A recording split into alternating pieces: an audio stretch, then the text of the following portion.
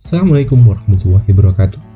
Nah, pada saat ini saya akan men-sharingkan tentang pain management. Oke, penasaran dengan bagaimana sih cara manajemen nyeri, terutama yang bagi penting ya bagi seorang perawat? Kita langsung saksikan saja ya. Oke, lalu bagaimana sih peran perawat terhadap manajemen nyeri?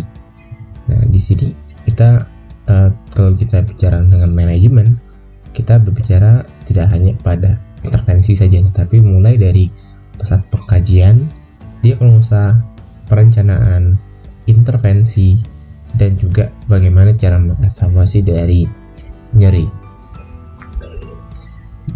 Nyeri itu adalah sesuatu yang tidak menyenangkan ya, adalah merupakan satu pengalaman pasien yang tidak menyenangkan dirasakan oleh pasien tersebut. Nah, dalam teori nyeri ada dua teori nyeri, yaitu adalah namanya gate control theory. Nah, gate control ini melibatkan dari saraf tepi ya, yang akhirnya mengimpuls melewati dari serabut saraf hingga mencapai ke sinap di spinal cord. Nah, nyeri yang dirasakan oleh saraf periferal tersebut melewati dari the fiber atau dari serabut saraf hingga menuju ke sinaps. Kemudian itu akan dapat diblok dari small nerve fiber tadi. Nah, atau juga bisa dibuka. Nah, ketika ibaratnya itu adalah sebuah gerbang ya. Jadi gerbang ke rumah kita atau pagar kita bisa buka, kita bisa tutup. Nah, manipulasi dari gerbang tersebut itu kita bisa gunakan dalam perawatan nyeri pada pasien. Yang tidak hanya melalui obat saja, tetapi kita bisa menggunakannya melalui hal yang lain, contohnya terapi panas dan terapi dingin, atau kita melakukan pijatan punggung ya, back rub ya, dan juga kita bisa menggunakan teknik-teknik lain yang digunakan untuk memblok dari nyeri tersebut sehingga sampai ke spinal cord. Nah, ada teori lain selain dari gate control tadi, namanya adalah teori nyeri endorfin dan enkefalin. Endorfin adalah merupakan suatu hormon yang alami yang dapat menstimulus dari perasaan bahagia dan dapat menstimulus dari opioid alami dalam tubuh yang dapat menyebabkan seseorang tersebut dapat merasakan atau tidak merasakan nyeri ya, karena terdistraksi oleh dari hormon tersebut. Nah,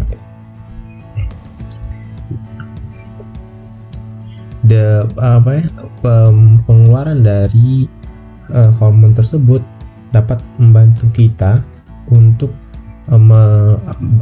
meredakan atau mengurangi dari situasi-situasi yang traumatik. Contohnya ada pasien karena dari silet ataupun merasakan sakit dari operasi. Selanjutnya enkefalin itu juga merupakan hormon alami yang mirip seperti kayak opioid, seperti tadi endorfin yang ada dalam tubuh kita. Nah, itu ditemukan di bagian dorsal pusat sistem saraf pusat.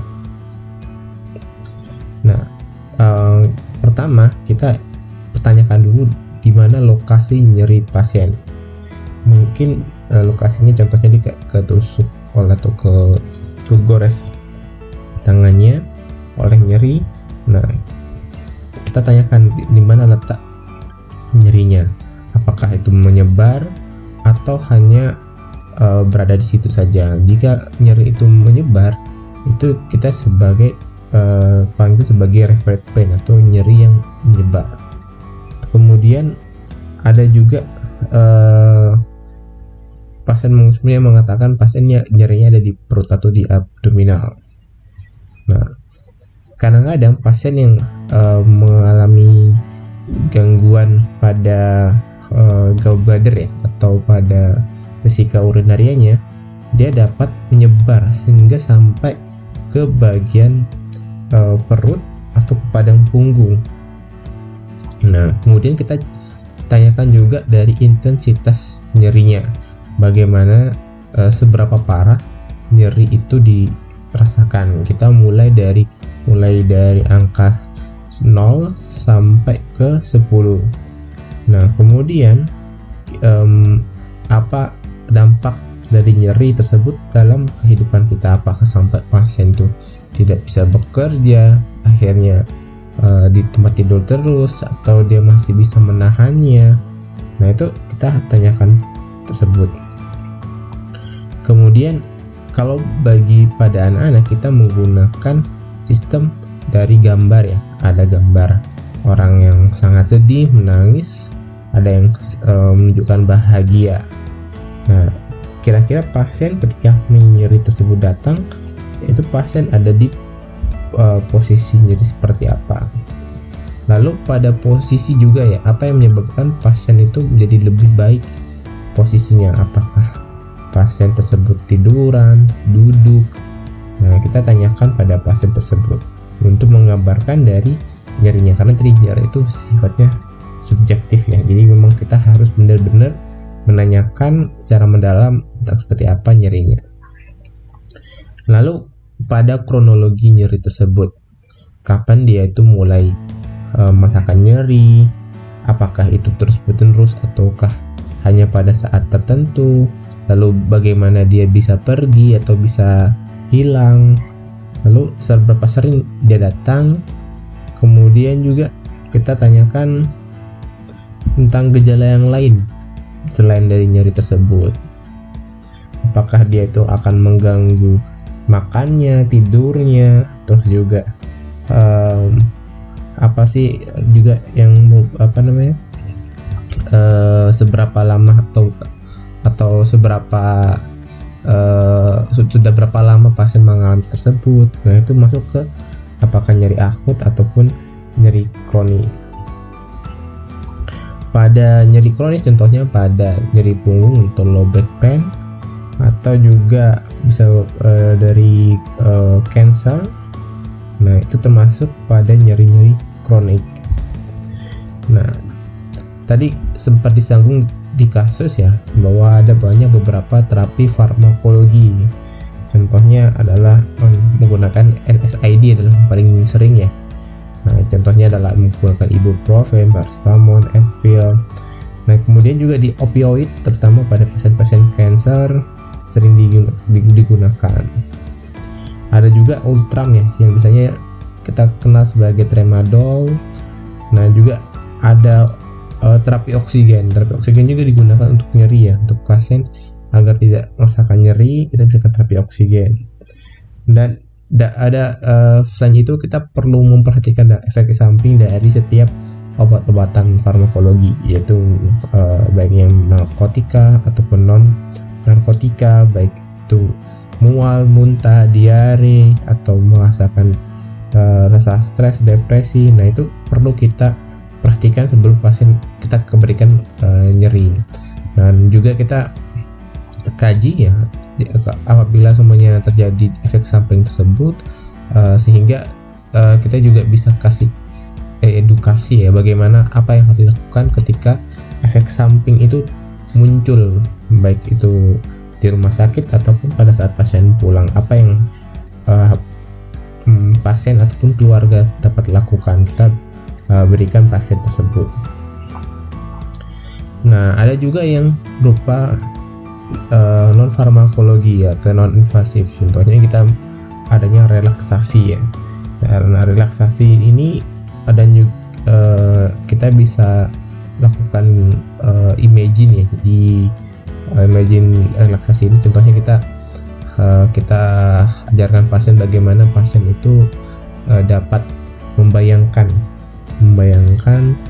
sesuatu yang menyenangkan. Contohnya mungkin saat liburan ke pantai, ke gunung, atau saat dia itu merasakan hawa yang sejuk, ataupun cahaya matahari yang hangat, atau mendengarkan burung-burung.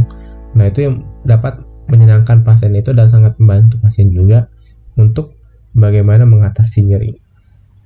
Ataupun relaksi nafas dalam ya, itu sangat efektif sekali ya untuk pasien itu bisa tidak memfokuskan pada nyerinya, sehingga pasien kualitas hidupnya menjadi membaik. Nah, itu juga membantu pasien dalam tadi teori gate control, sehingga pasien dapat terblok ya nyerinya. Nah,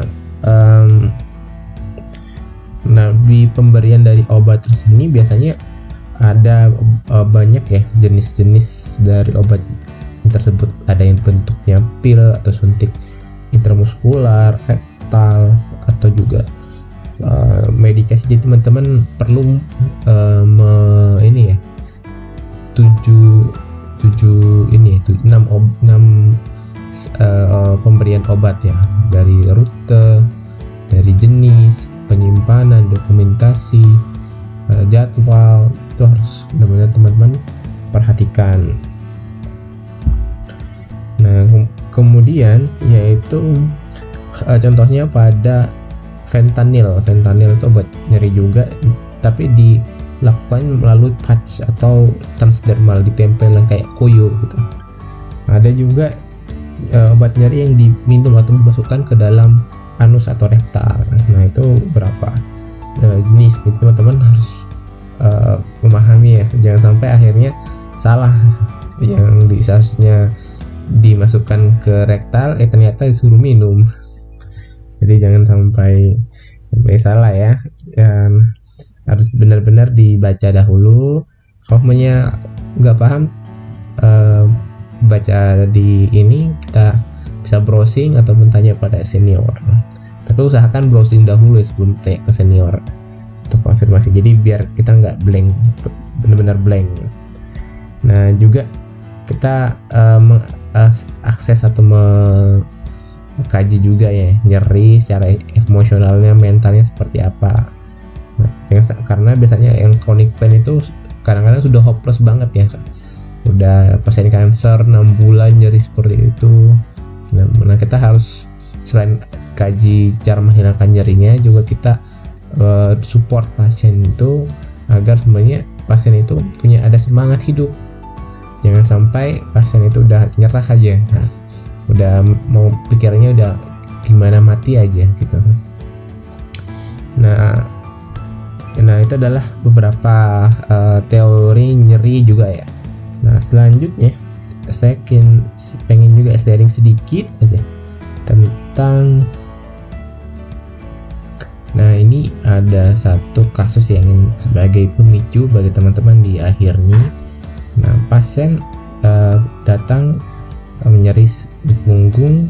Nah, apa yang biasanya perawat berikan ya sebagai alternatif terapi yang dapat digunakan untuk menyediakan pasien? Ada A, musik terapi atau dari nyeri, B, akupuntur, C, exercise, D, nggak usah, perawat nggak usah lakukan apa. Kira-kira mana yang paling tepat untuk diberikan pada pasien? Nah, saya beri waktu 5 detik ya. 1, 2, 3, 4, 5. Oke, kira-kira jawabannya apa kita bahas. Nah, biasanya pada pasien-pasien paliatif nih, pasien yang sudah sakit lama, terus juga kemungkinan sembuhnya sangat-sangat rendah.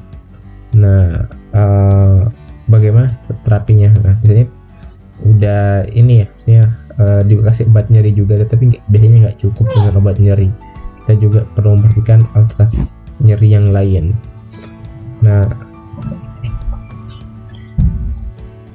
pastikan dari terapi tersebut bisa membantu pasien itu merasa lebih baik ya, apalagi pada chronic back pain ya, nyeri punggung itu sudah lama itu luar biasa sekali. Nah itu kira-kira terapi komplement apa yang cocok bagi pasien untuk membantu pasien.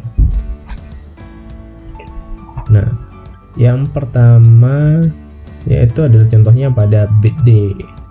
Nah ada yang jawab ya karena memang kita harus lakukan sesuatu ya, bukan tidak melakukan apa-apa. Nah ini ada sebenarnya salah nih. Kita tugasnya adalah untuk merawat pasien. Jadi kita bertanggung jawab terhadap pasien, termasuk kita menyediakan alternatif terapi. Nah siapa di sini yang menjawab A, musik terapi dan gurita menjeri? Nah kembali lagi, ini adalah jawaban yang benar ya, karena tadi musik terapi itu menjadi bisa memblok dari nyeri tersebut. Lalu ada yang jawab juga akupuntur. Akupuntur juga bagus. Nah karena perawat ini ya dapat membantu pasien juga untuk melakukan tersebut, tetapi pastikan kita mempunyai certified ya. Kalau kita nggak punya certified untuk melakukan akupuntur ya, kita tidak boleh melakukan hal tersebut. Misalnya dari terapi fisioterapi, tapi kalau kita hanya mampu, dan kita boleh melakukan akupuntur. Lalu ada yang jawab juga Kegel exercise. Nah ini tidak membantu ya bagi pasien yang low back pain. Nah kayak udah tahu belum Kegel exercise? Kalau belum, coba search di YouTube apa itu Kegel exercise. Nah di sini kita jawabannya benar adalah terapi musik ataupun terapi guided imagery. Guided imagery tadi ya sudah saya jelaskan tentang seperti kita membayangkan tempat yang benar-benar pasien inginkan ya, sehingga pasien bisa merasa senang, merasa terus juga terdistraksi atau tidak terpikirkan nyerinya lagi. Oke, terima kasih teman-teman, luar biasa sudah menjawab yang benar. Bagi yang belum menjawab yang benar, semangat latihan lagi. Sampai jumpa lagi di course berikutnya. Assalamualaikum warahmatullahi wabarakatuh. Ciao.